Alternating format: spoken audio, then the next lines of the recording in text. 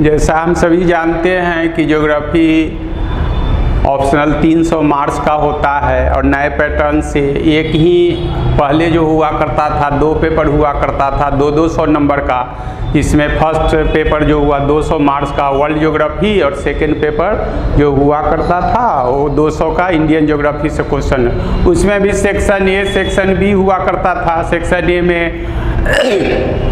Physical geography और section B में वो ह्यूमन ज्योग्राफी। लेकिन अभी वर्तमान में जो उस पर हम लोग ये चर्चा नहीं करेंगे। हम जैसा सब लोग समझते हैं कि अभी एक ही पेपर 300 नंबर का कर दिया गया है और 3 घंटे इसका ड्यूरेशन है, जिसमें सेक्शन ए जो है वर्ल्ड ज्योग्राफी है और सेक्शन बी जो है इंडियन ज्योग्राफी है, जिसमें से 6 क्वेश्चन दोनों सेक्शन से लाइट माने अर्थात वर्ल्ड ज्योग्राफी से 3 क्वेश्चन लिखना है 6 में से, और फिर जो इंडियन ज्योग्राफी है उसमें से 6 में से 3 क्वेश्चन लिखना है। अब वर्ल्ड ज्योग्राफी की बात करते हैं हम, तो सेक्शन फर्स्ट जो में जो क्वेश्चन होते हैं वर्ल्ड ज्योग्राफी के क्वेश्चन होते हैं। वर्ल्ड ज्योग्राफी भी 2 भाग में ये बंटा हुआ है, जिसको आप फिजिकल ज्योग्राफी कहते हैं और दूसरा जो है ह्यूमन ज्योग्राफी है। ये यद्यपि एग्जाम में सेक्शन ए में फिजिकल और ह्यूमन ज्योग्राफी दोनों एक ही सेक्शन में है, लेकिन जब हम स्टडी करते हैं तो इसको एलोकेट करके अलग अलग स्टडी करते हैं। तो जैसा आप सब सिलेबस से परिचित हैं कि सेक्शन ए में जो फिजिकल ज्योग्राफी है और फिजिकल ज्योग्राफी जो है वर्ल्ड का ज्योग्राफी है, वह वर्ल्ड ज्योग्राफी में फर्स्ट चैप्टर है जियोमॉर्फोलॉजी, दूसरा जो चैप्टर है क्लाइमेटोलॉजी, तीसरा है ओशनोग्राफी, चौथा है सॉइल एंड वेजिटेशन और 5वां है इकोसिस्टम। ठीक उसी प्रकार से ह्यूमन ज्योग्राफी का फर्स्ट जो पार्ट है वो ज्योग्राफिकल थॉट है, दूसरा पार्ट जो है ह्यूमन ज्योग्राफी है, तीसरा पॉलिटिकल ज्योग्राफी है, चौथा सेटलमेंट ज्योग्राफी है और 5वां जो है इकोनॉमिक ज्योग्राफी है। तो सिलेबस तो बहुत ब्रॉड है, लेकिन जब आप इसको एनालाइज करके या क्वेश्चन का ट्रेंड करके आप अभी का जो ट्रेंड है क्वेश्चन पूछने का बीपीएससी का, उससे आप पढ़ते हैं तो बहुत कम समय में इस पर आप नियंत्रण कर सकते हैं। क्वेश्चन ये ज़्यादा माने नहीं है जो कौन मतलब कितना आप लिखते हैं, इस पर भी आपको देखना है जो कौन क्वेश्चन लिखना है क्वेश्चन नहीं लिखना है। तब सेक्शन बी की बात करेंगे। तो इसमें का जो क्वेश्चन है वह पहला है जियोमॉर्फोलॉजी, दूसरा क्वेश्चन जो पार्ट है क्लाइमेटोलॉजी, तीसरा है ओशनोग्राफी,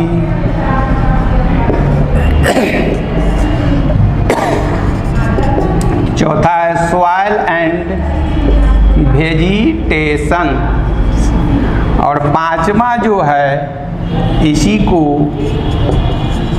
इकोसिस्टम। ये इस 5 पार्ट से क्वेश्चन जो सब पूछे जाते हैं, तो इस बार के लिए इस पर चर्चा हम थोड़ी देर के बाद कर रहे हैं। इस पार्ट के लिए जो इस बार का क्वेश्चन है मेरे अनुसार पिछले बार साइकिल ऑफ इरोजन डेविस और पेंग का कंपैरेटिव स्टडी करने के लिए जो आता है क्वेश्चन या एनालिटिकल अप्रोच देना रहता है पूछा जा चुका। तो इस बार के लिए एक्सपेक्ट ऐसे क्वेश्चन बर्निंग है, लेकिन इस बार 66 के लिए क्वेश्चन 67 के लिए जो हम लोग बच्चों को बताते हैं उसमें तो क्वेश्चन एक्सपेक्टेड है, लेकिन इस बार के लिए क्वेश्चन नहीं है। तो पहला इसका क्वेश्चन है जियोमॉर्फोलॉजी से जो हम एक्सपेक्ट किए हैं उसमें आप ये पढ़ेंगे continental drift theory of beginners Wegener's का महाद्वीपीय विस्थापन का सिद्धांत। ऐसे आप लोग के पास जो कंपेटिटर हैं, जो प्रतियोगिता परीक्षा देते हैं, उनके पास बीपीएससी का सिलेबस होगा, लेकिन उस सिलेबस में ये चर्चा नहीं की गई है।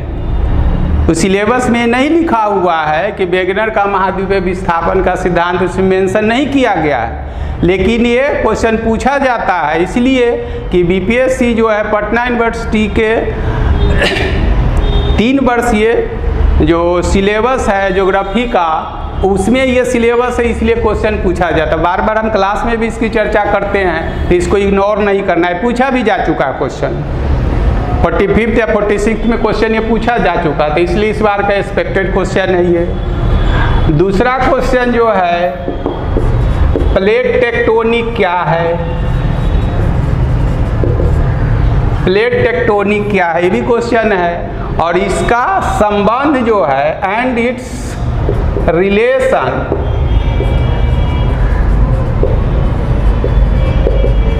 विथ लैंड फॉर्म्स, यानी प्लेट टेक्टोनिक क्या है और प्लेट टेक्टोनिक के भू आकृति के निर्माण में इसकी क्या भूमिका है और इसका क्या संबंध है, ये क्वेश्चन भी बॉन्डिंग क्वेश्चन है। तीसरा क्वेश्चन है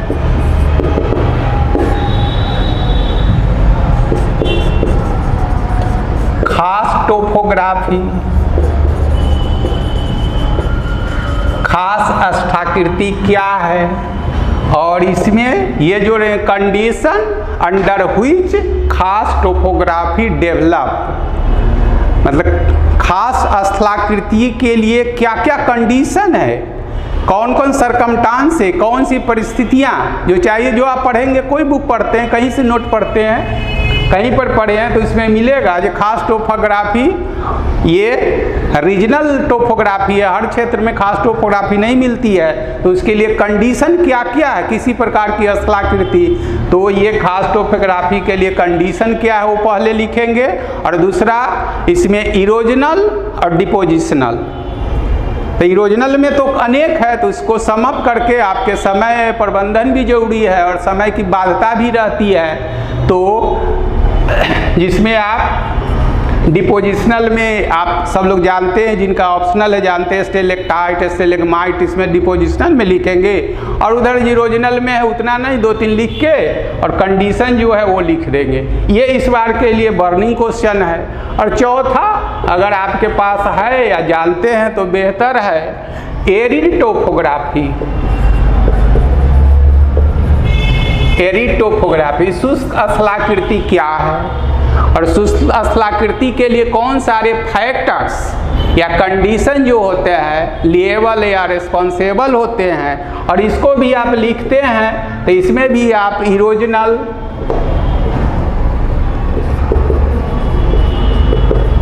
erosional along with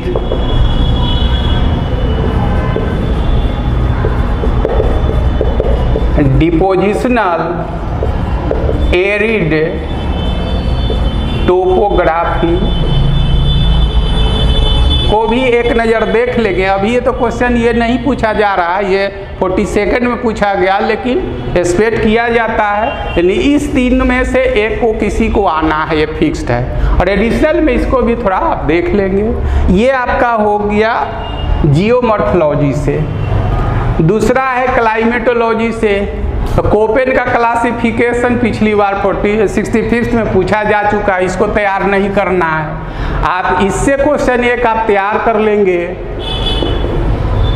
structure of the atmosphere, वायुमंडल की संरचना and traits of the respective atmospheric layers, उसके जो सारे तल हैं, जैसे आप सब जानते हैं होमोस्फीयर, हेट्रोस्फीयर, सब आप पढ़े होंगे, जीएस में भी पढ़ते हैं, होमोस्फीयर, ये वायुमंडल का है, इसको सममंडल विषम मंडल कहते हैं। Homosphere has further been divided in following layers like troposphere, stratosphere में जो आप जीएस में भी पढ़ते हैं, बहुत ही कॉमन क्वेश्चन है ये। इससे रिलेटेड दूसरा जो क्वेश्चन है आप ये कर लेंगे, what is air mass. Air mass क्या है, एंड फ्रंट वायु राशियां और बताग्र क्या है, और इसका and there contribution in the formation of cyclones. वायु राशियां क्या है, बताग्र क्या है, और इसकी चक्रवात बनाने में इसकी क्या भूमिका होती है, ये इस बार के लिए एक्सपेक्टेड क्वेश्चन है। अगर इससे अगर आप एक और क्वेश्चन अगर देखते हैं तो इस पर थोड़ा नज़र कर लेंगे। Comparative study of tropical and temperate cyclones, दोनों में क्या अंतर है। उष्णकटिबंधीय उपोष्ण समशीतोष्ण चक्रवात का मतलब क्या अंतर है, या दोनों का क्षेत्र कैसे डेवलप करता है। लेकिन ज़्यादा ये बर्निंग क्वेश्चन है, ये देख लेंगे इससे बस। तीसरा ओशनोग्राफी से जो क्वेश्चन आता है इस बार के लिए, ओशन डिपॉजिट क्या है, समुद्र निक्षेप क्या है, ठीक है, एंड देयर टाइप्स, इस बार के लिए बर्निंग क्वेश्चन है। दूसरा क्वेश्चन है a structure of the oceanic floor, महासागरीय नित्तल की संरचना के बारे में आपको लिखना है। स्केच कीजिएगा, जैसा आप सब लोग जानते हैं जो ऑप्शनल ज्योग्राफी है तो वही continental shelf, continental slope, oceanic plain, एरोशनिक ट्रेंच, ये भी क्वेश्चन आ चुका है, इसकी चर्चा कर लेंगे। ओशनोग्राफी से ही सॉइल एंड वेजिटेशन से आप इस बार के लिए क्वेश्चन जो है आप ये देख लेंगे।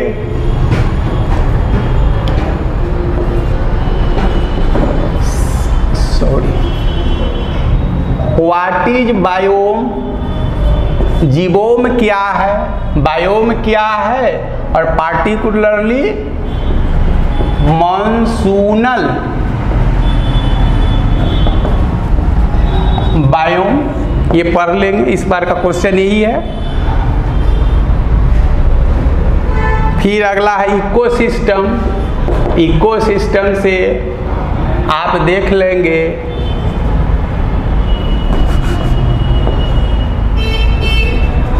Ecological imbalance, ecological imbalance and their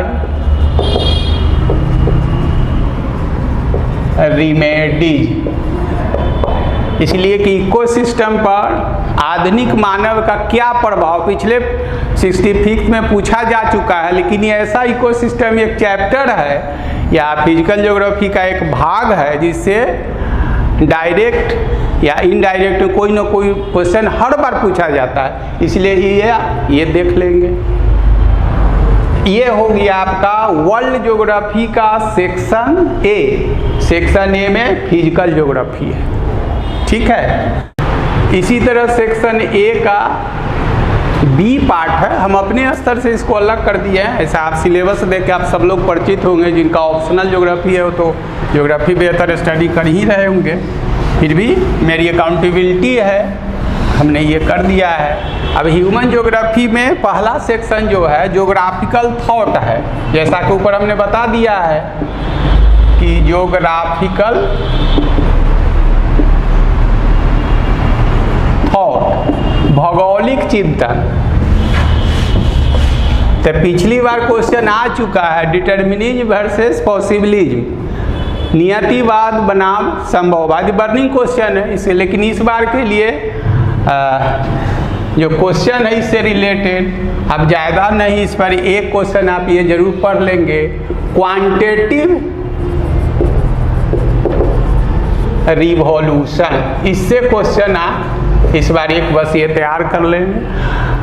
मात्रात्मक क्रांति क्वांटिटेटिव रिवॉल्यूशन क्या है, और इसको ज्योग्राफी को, ठीक है, सोशल साइंस या ह्यूमैनिटीज से साइंटिफिक बनाने में इसकी कहाँ तक भूमिका है, ये क्वेश्चन, ये जहाँ पढ़ेंगे क्वांटिटेटिव रिवॉल्यूशन, तो रिवॉल्यूशन का मतलब आप सारे लोग समझते हैं, drastic change in pre existing system.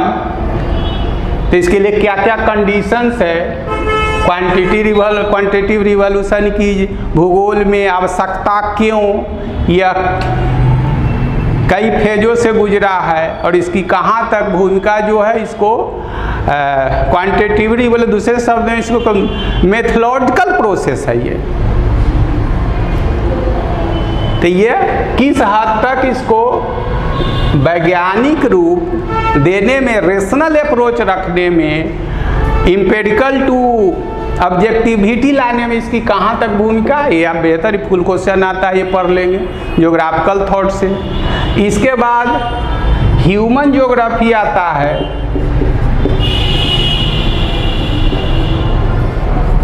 Human geography, इससे क्वेश्चन इस बार के लिए 66 के लिए स्पेशल क्वेश्चन जो है, पहला क्वेश्चन है डेमोग्राफिक ट्रांजिशन थ्योरी, ये क्वेश्चन आप देख लेंगे। कल्चरल रेल्म ऑफ वर्ल्ड, तीसरा क्वेश्चन देख लेंगे, पॉपुलेशन प्रॉब्लम्स ऑफ वर्ल्ड, और चौथा में माइग्रेशन। बस काफ़ी है, 4 क्वेश्चन काफ़ी है, जिसमें ये तो बर्निंग क्वेश्चन है, उसके बाद ये है, ये दोनों को आप देख लेंगे। तीसरा जो पार्ट है तो पार्ट और, लेकिन आप कोशिश करेंगे इकोनॉमिक ज्योग्राफी का क्वेश्चन ज़्यादा से ज़्यादा अटेम्प्ट करें।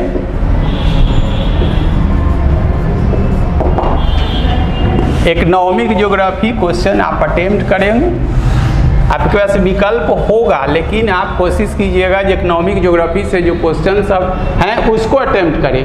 तो इससे जो क्वेश्चन इस बार के लिए क्वेश्चन है, एनर्जी क्राइसिस, ऊर्जा संकट, कॉज एंड देयर रेमेडी, यहाँ पढ़ेंगे क्वेश्चन ये मिल जाएगा।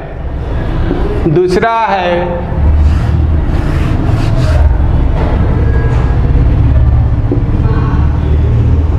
वर्ल्ड ट्रेड पैटर्न, विश्व के व्यापार का प्रारूप या नमूना कहते हैं। ये ऐसे हम टेस्ट में पूछे भी हैं, लेकिन लोग जवाब कुछ और से और लिख दिए हैं, सीधे लिख दिए हैं WTO का ये फंक्शन लिख दिए, नहीं, ये वर्ल्ड ट्रेड पैटर्न कुछ और है, स्टडी करेंगे तो आपको मिल जाएगा। पिछले बार वेबर का इंडस्ट्रियल लोकेशन थ्योरी पूछा गया था, तो इस बार जो क्वेश्चन एक्सपेक्ट किया जाता है, बॉन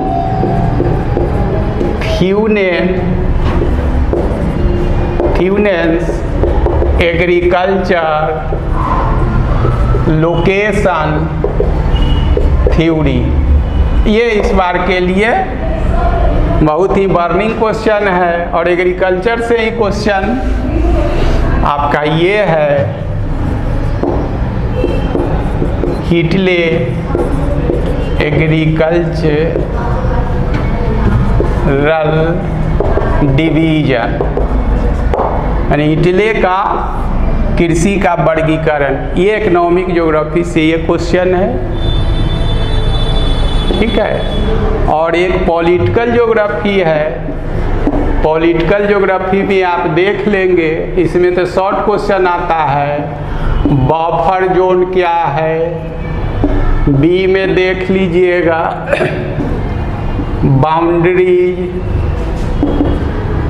बाउंड्री देख लीजिएगा, फेडरलिज्म वगैरह शॉर्ट नोट में, या कोई शॉर्ट नोट तो नहीं क्वेश्चन के रूप में आता है, एक ही क्वेश्चन में ए बी करके दिया जाता है, तो देख लीजिएगा। इसी से आपका सेक्शन ए पूरा होगा। सफिशिएंट क्वेश्चन, इतना क्वेश्चन तैयार करके जाएंगे, हम समझते हैं कि कोई क्वेश्चन आपका नहीं छूटेगा। इसी तरह से ज्योग्राफी ऑप्शनल का जो सेक्शन बी है, खंड ख जिसको बोलते हैं या ब बोलते हैं, उसमें ज्योग्राफी ऑफ इंडिया है। तो ज्योग्राफी ऑफ इंडिया भी फिजिकल और ह्यूमन ज्योग्राफी में बांटा हुआ है, लेकिन एज पर जो सिलेबस प्रिस्क्राइब करके दिया गया है उसमें ये अलग अलग करके नहीं दिया गया है, लेकिन उसमें हम चैप्टर कुछ बोल रहे हैं, उसको आप पढ़ लेंगे, ठीक है। तो इसमें से भी जो क्वेश्चन रहते हैं 6 क्वेश्चन रहेंगे, कुछ क्वेश्चन फुल क्वेश्चन रहते हैं और कुछ क्वेश्चन को उसी को डिवाइड कर दिया जाता है ए और बी में। तो जैसा क्वेश्चन पूछा उसके अनुसार आप लिखेंगे। अगर फुल क्वेश्चन है तो 500-600 वर्ड में लिखते हैं, अगर उसी को ए बी में कर दिया गया है तो क्वेश्चन को आप 250-300 वर्ड में आप लिख सकते हैं। ज्योग्राफी में बहुत बात बनाने की स्कोप बहुत कम होती है, इसलिए फैक्चुअल चीज़ लिखिए। हम लोग टेस्ट में क्वेश्चन देखते हैं तो लोग कुछ से कुछ लिख देते हैं, तो ये माने नहीं रखता है। आप कितना लिखते हैं ये माने नहीं है, क्या लिखते हैं और कितना बेहतर लिखते हैं वो ज़्यादा मीनिंगफुल है। क्वेश्चन में बहुत हमारे स्टूडेंट लोग लिखते हैं, टेस्ट का क्वेश्चन का जब आंसर देखते हैं तो कुछ से कुछ वहाँ कॉपी नहीं भर देना है, कंटेंट होनी चाहिए। और सेक्शन बी में आप ये भी देखेंगे जो बिहार के भूगोल से भी क्वेश्चन रहते हैं, तो आपको जहाँ तक मैं समझता हूँ, जो अनुभव किया हूँ, कि आप कोशिश कीजिए कि बिहार के भूगोल से क्वेश्चन जो उसको अटेम्प्ट आप ना करें, इसलिए उसमें कंटेंट की कमी है, उसमें उतना वो नहीं लिख सकते हैं। आपके पास विकल्प है। अभी का जो ट्रेंड है, जब से एक पेपर हुआ है तो पूरे सिलेबस को बीपीएससी टच करता है, इसलिए आप थॉरो स्टडी करके जाएं। क्लास में भी हम बोला करते हैं कि पहले का जो क्वेश्चन हुआ करता 7 में से फर्स्ट पेपर 7 में से 5 लिखना है, अब है जो हर चीज़ को टच करता है। और पहले फुल क्वेश्चन आपको लिखना है 600-700 वर्ड में, तो हो सकता है कि आप 200-300 वर्ड बेहतर लिखते हैं, इसके बाद आपको कंटेंट की कमी हो जाती थी। आपका लूप होल्स जो है, ड्रॉबैक, लिमिटेशंस जो है पता लग जाता था एग्जामिनर को, लेकिन अब है जो लिखना ही कम है हमें। तो कोशिश कीजिए कि आप टच करके जाइए, लेकिन ज्योग्राफी और बिहार से जो क्वेश्चन रहते हैं उसको कोशिश कीजिए जो आप इग्नोर करें। और नहीं कोई विकल्प है तो जो एक अच्छे जो तैयारी करके जाते हैं, बीइंग ए कंपटीटर जो है, जो जाते हैं वो ज्योग्राफी ऑफ इंडिया को तैयार करके, और सुरक्षा कवच के लिए में 1-2 क्वेश्चन जो है वो आप देख के जाइए, अच्छी बात है, लेकिन कोशिश कीजिए जो वो सब क्वेश्चन को अटेम्प्ट नहीं करें। फिर क्वेश्चन जो पॉलिटिकल ज्योग्राफी का हो, चाहे वर्ल्ड के कंटेस्ट में हो, इंडिया कंटेस्ट में है, उसको कोशिश करें हम टच कम करें। नहीं कोई विकल्प है तो कुछ लिखें, लेकिन फिजिकल ज्योग्राफी और फिर इकोनॉमिक ज्योग्राफी पर ज़्यादा स्ट्रेस देना है और बेहतर लिखना है। और बेहतर लिखने के क्रम में ये भी देखना है, ये प्रॉपरली अरेंज करना है। जब कॉपी देखते हैं तो कुछ लोग हैं शुरू करते हैं कहीं से और कोई कुछ लिख देते हैं, तो ये आपकी खामियां उजागर होने लगती है।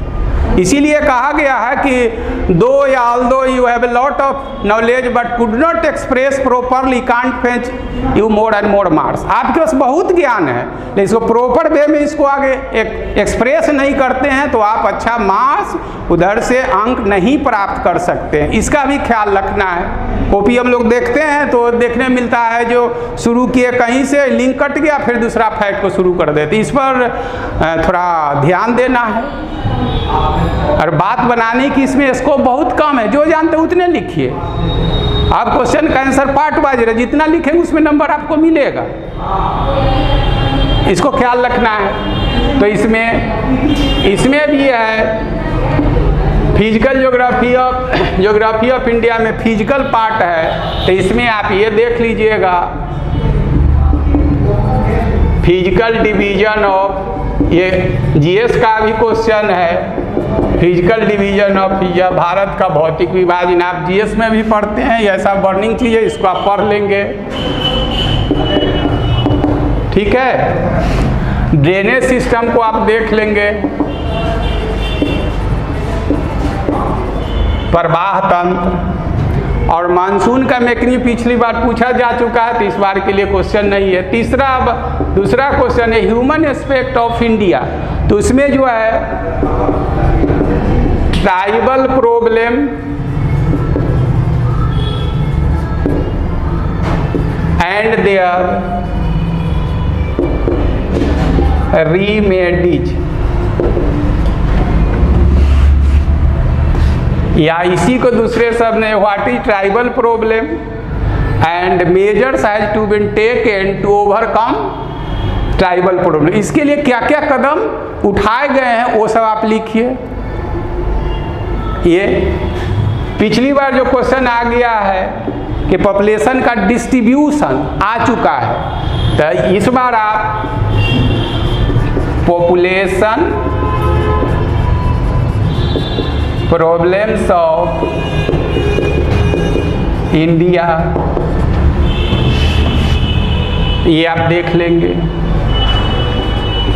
इसके बाद एग्रीकल्चर से क्वेश्चन है इंटेंसिटी ऑफ क्रॉप्स, ये देख लेंगे।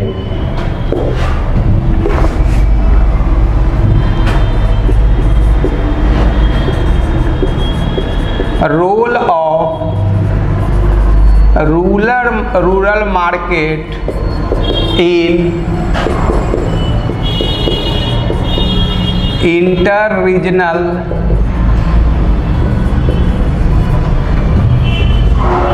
And intra regional trades.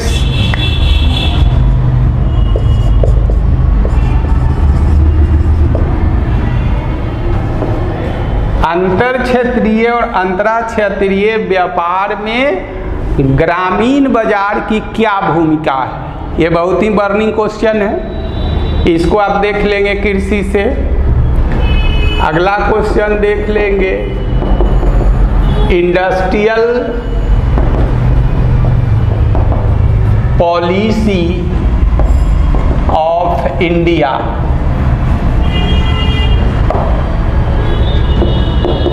ये क्वेश्चन देख लेंगे।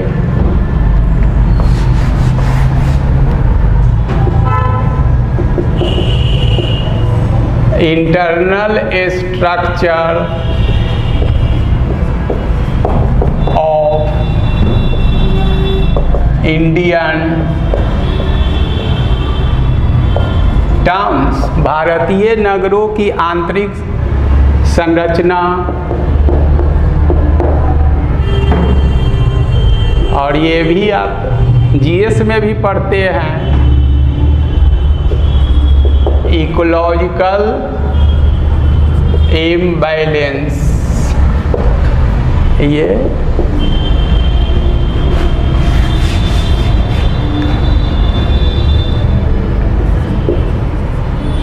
Geopolitics of Indian ocean. ठीक है, ये सारा क्वेश्चन है, इसको जैसे क्वेश्चन का क्वेश्चन बैंक होगा, इस टॉपिक से क्वेश्चन का ट्रेंड देख लेंगे। या जो कुछ भी आप बुक पढ़ते हैं, नोट पढ़ते हैं, या फिर कहीं पढ़े हैं, तो उसमें जहाँ भी ये पढ़ाया गया होगा, चाहे जो बुक से आप स्टडी करते हैं किसी नोट से, तो ये क्वेश्चन पूछने का ट्रेंड क्या है, पूछ क्या रहा है, क्वेश्चन को पहले समझिए, तब उसके अनुसार आप आंसर तैयार कीजिएगा। और थॉरो स्टडी करेंगे तो इसमें क्या प्रॉब्लम है, उस कॉज ऑफ प्रॉब्लम, उसके उसके लिए क्या मेजर्स लिए जा सकते हैं या लिए जा रहे हैं गवर्नमेंट के द्वारा, आप उसको सजेस्ट क्या क्या कर सकते हैं, सब एक ही जगह मिल जाएगा। ये सफिशियंट है। इधर जो 10 क्वेश्चन है, उधर 10-12 क्वेश्चन है, 25 क्वेश्चन आप तैयार करके जाएंगे। इसमें 6 क्वेश्चन बेहतर लिखेंगे। अब इतना कम समय में, और 25 क्वेश्चन अभी है, 20 दिन क्या 12-14 दिन एग्जाम है, 31 को है ऑप्शनल ज्योग्राफी। तो जो आप पढ़ते हैं इसमें डेस्परेट नहीं होइए, जो आप तैयार किए हुए हैं तैयार के उसमें से देख लीजिएगा। हम एक्सपेक्ट ही कर सकते हैं, और एक्सपेक्ट क्या कर सकते हैं, एक बेहतर लिखने के लिए आप बेहतर स्टडी करके जाए, कुछ से कुछ नहीं लिखिए। और जो आपके पास नोट है देखिए, और उससे रिलेटेड क्वेश्चन जो क्वेश्चन बैंक होगा उसमें आप देख लीजिए, और बस और क्या कह सकते हैं।